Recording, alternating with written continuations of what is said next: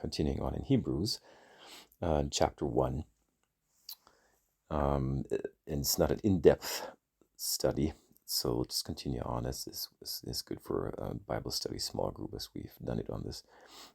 It says in verse number 3, it's actually sort of the second half of verse number 3, in Hebrews chapter 1, after making purification for sins, he sat down at the right hand of the Majesty on high, having become as much superior to angels as the name he has inherited is more excellent than theirs. And this passage then continues on. Let's look into that. First of all, this first part of what I just read, verse 3, second half of verse 3. Here it says, Jesus has made purification for sins. That, of course, to the New Testament reader is not a new concept per se, and yet it is still intriguing and important to understand why this is mentioned here right off the bat. It's not so much a greeting or an introduction. I mean, it sort of still is the introduction to the Hebrew letter, but still, it is mentioned here for a good reason, like all the other things we've read in chapter 1 thus far. He has made purification for sins. Again, this is written to a community that has looked for forgiveness of sin and for being right with God. They have looked for this previously in the altar system, in the nomism, in being part of the covenant of the law with God, the Mosaic covenant.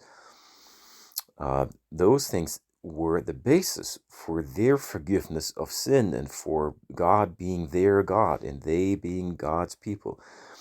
That was the basis. And here, right off the bat, the author of that letter to the Hebrews, the letter that was supposed to convince them to stick with the faith in Christ and not go back to the Jewish system of faith, he says Jesus made purification for sins, which in the Hebrew system, or in the Jewish system, someone else technically would do.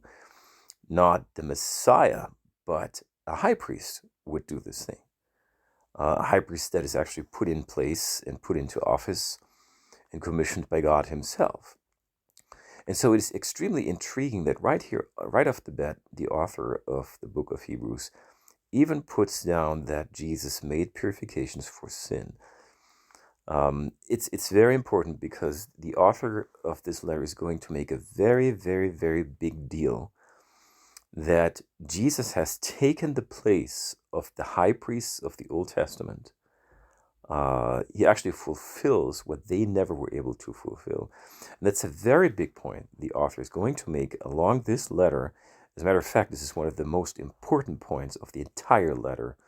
And it was supposed to tell these readers to never ever think of going back to the old system where there was just regular high priests. But now it's the Son of God himself who has made purifications for sins. And he sat down at the right hand of the Majesty on high. So again, sitting down up high where God sits, or wherever God sits, even if it's just, where God places the bottom of his feet. When we see in the Old Testament, when people want to build a temple or place a house for God, and God says, what kind of house do you want to build for me, David? Well, what are you going to do for me? I'm God, you're just a human being. I made you. How do you want me make me a house? And so God would never sit. If at all God would sit, maybe take a seat in his own heavenly place, but maybe not so much as a literal being that actually sits down, because God is spirit. We know this from the other places in the New Testament.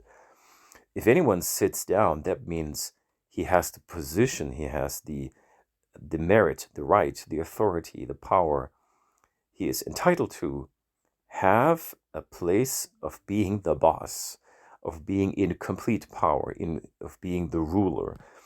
So sitting down is something that, in that sense, up on high, only God can do. And if Jesus, who made purifications for sins, is now allowed to sit down at the right hand of that majesty on high, that is a huge thing. And again, not maybe new concept, but still, it is pointed out to these readers to make them understand, yeah, you are of Jewish origin, but you have become believers in Jesus Christ. Do not go back. You're not going to find any benefit in going back. And so again, in these first verses, he makes a big deal about these basic. He's setting out these basic building blocks. He's building brick by brick a picture of Jesus Christ, and he's going to mine these things he's saying by using the Old Testament, the Hebrew Bible, to prove that these things are actually true.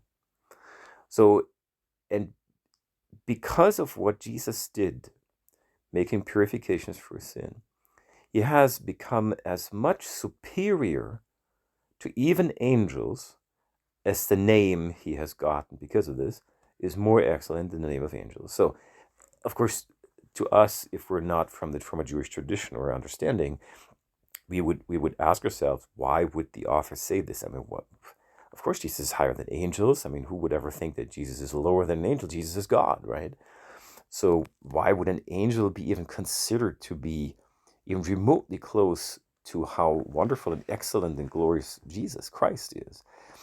For us as New Testament believers, coming from a heathen tradition and not from a Jewish tradition, that seems kind of weird that he would bring this point up. So there must have been a problem. Some historians say there was an issue in that time, even in the Jewish tradition, that the messengers of God were held in high regard and were almost worshipped, or pretty much worshipped as in place of God when they showed up. And so, and there must have been a problem that maybe in the church angels were not regarded even remotely as high as God Himself, because that was just not part of the gospel message, really, of the gospel teaching. That angels play that great of a role. But in the Jewish tradition, there must have been a much higher regard for angels, and we see them all over the place in the Old Testament, sometimes in the New Testament. They do play a very important role, yes. But with this crowd of originally Jewish believers, this must have been a significant point to make, that Jesus is even superior to angels, and it's clear why. But first of all, because he's made purifications for sins, something angels cannot do, and it's quite the important point to make here. And then the text obviously also goes on that it says the angels don't have, when you look into your own Bible, you Hebrew-speaking readers here, when you look into your own Jewish Bible in the Old Testament, you will find that God says things about his Son Jesus Christ. In the Old Testament text, things are said about Jesus that God would never say about an angel. So the statement that we have here, that Jesus has become much superior, he has become, through what he did for us, he has become much superior to angels, as the name he has inherited is more excellent than theirs. Because, and he continues in verse 5, because to which of the angels did God ever say, and then come quotes from the Old Testament.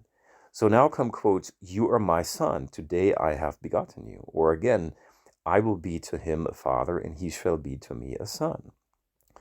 And again, when he brings the firstborn into the world, he says, let all God's angels worship him. So the angels worship, obviously Jesus is meant here in that quote. That's how the writer of the letter to the Hebrews interprets Old Testament text. So this is quite intriguing, and so I will talk about this way of how to interpret the Old Testament, especially Psalms, for instance. I'll talk about this in the next part a little bit.